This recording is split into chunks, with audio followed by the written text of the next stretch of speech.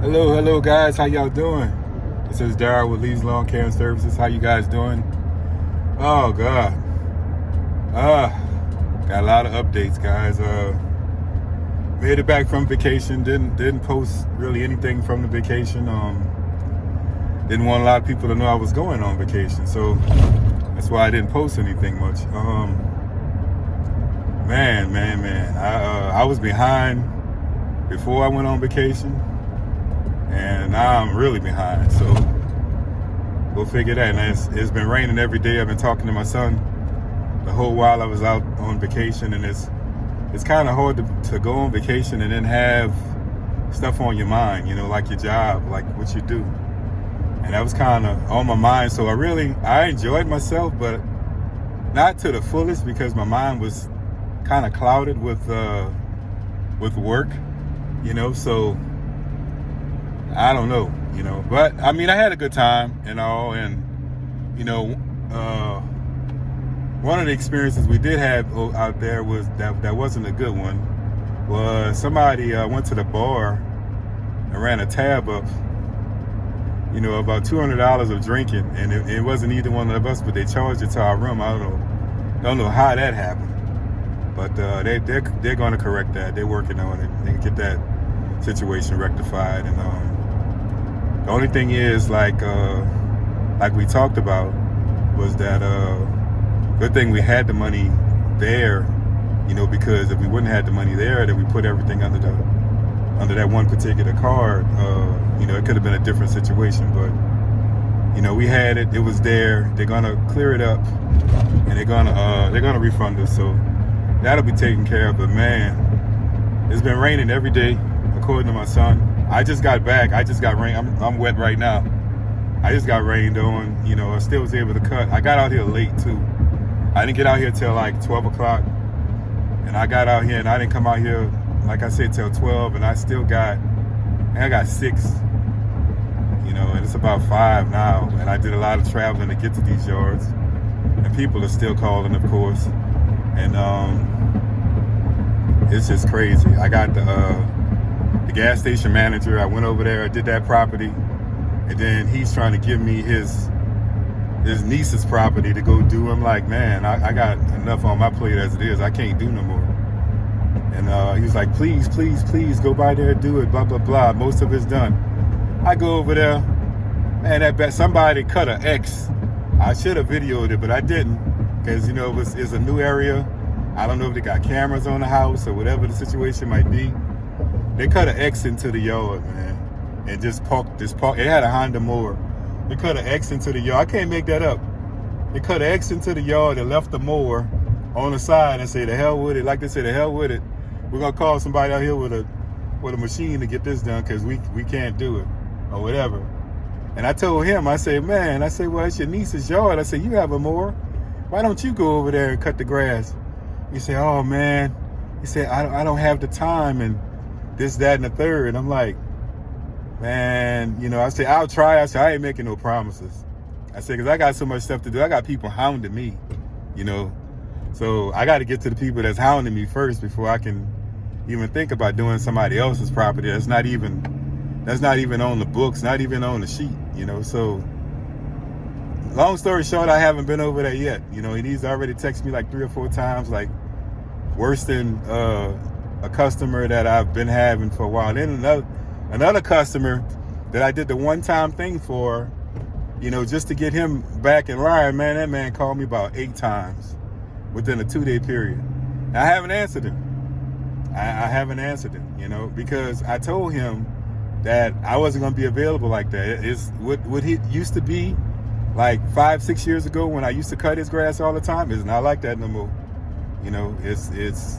It's a totally different ball game, and I tried to explain that to him, but like, well, we'll call you when we need you. I'm like, okay, well, I can't promise you I'm available, because I don't operate like that anymore, so it is what it is, man.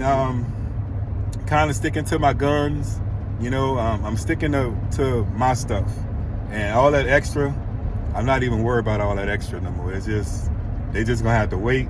If it's not a family member that's in the need of an emergency or something like that, they can forget it. They got to find somebody else to do the job, you know, until I maybe hire some people who I can trust to come in and do work.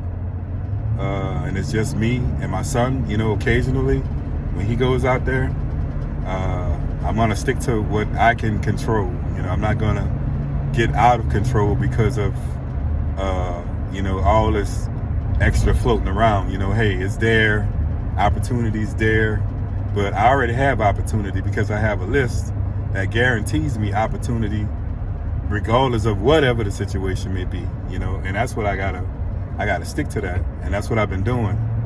And so right now I'm putting out the fires of my list, and then I'll go from there. But the list comes first, and everybody else, they can take a back seat, or they can find somebody else to do their work for them. And that's kind of what I told them. You know, it's like, hey, I'm not available like that. You know, it's been raining every day, which, like I said, I'm soaked. I just got out of the rain. The water's still running off of me, you know, and it is what it is at this point, you know. The bank's wanting to loan me money for the business. They want me to grow the business. Got a nice interest rate on a nice chunk of change, but I'm a kick the can over a little while before I decide to do any of that stuff, man. It's like, because that's a major step, you know. Yes, I can grow my business because I have the clientele to do that, but I don't have the personnel to do that. That's a different thing. And it has to be dedicated people, you know. I know I'm dedicated because I'm the business owner. That's just me. It's my reputation. It's what I do. But for somebody else coming in, you know, their level of dedication is not going to be what mine is. It's just it's a job. It's a job type situation for them, you know. And it's me taking a risk, you know, because, you know, they have to get on the insurance, and I got to take a risk with them, you know, messing up stuff and all that type of stuff. And, you know, it's just a game of chances, you know. And people do it all the time because, you see, you know, that's how companies grow. You know, they take a chance, and sometimes it pans out, sometimes it doesn't.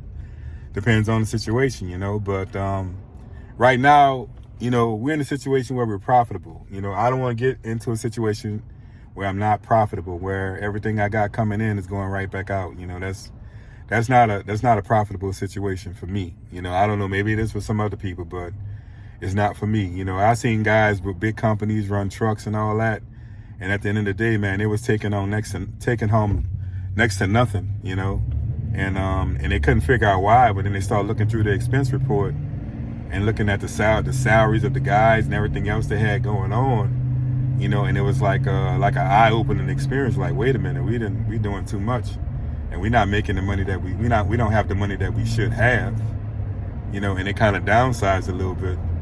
So, you know, it was a guy I knew that he downsized a lot. You know, he was running 3 trucks, 2 crews, you know, knocking out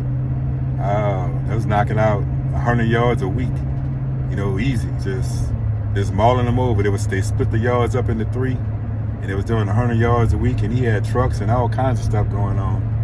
And when I talked to him, man, he was like, he couldn't see the money, you know, that he was where it was going, you know. And then he looked at that expense report, which tells you where that money's going, and he wasn't too happy about that. So he had to downsize, you know. He had to cut it down. He cut 3 trucks, and then it was just he got rid of a truck.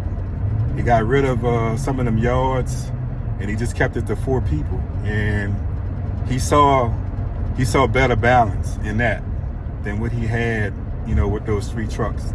So he cut a truck out. It's 2 trucks now. It's him and 1 guy, and it's 2 other guys on the other truck, and that's it. You know, it's nothing more than that. And I think they still do 100 yards a week just between the 4 of them, and that's it. If the 50-50, one crew do 50, the other crew do 50. You know, and that's how they do it. And he said he see profit in that, but with the 3 trucks, it just wasn't cutting it, you know.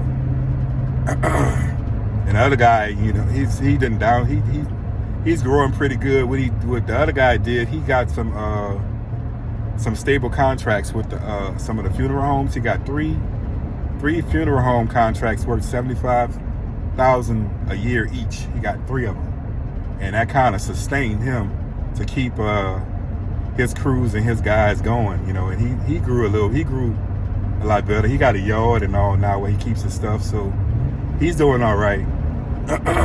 But he at one time asked me to be a lead for him, you know, drive the truck and, you know, knock out the routes and all. I'm like, man, why would I do that for you when I can do that for myself?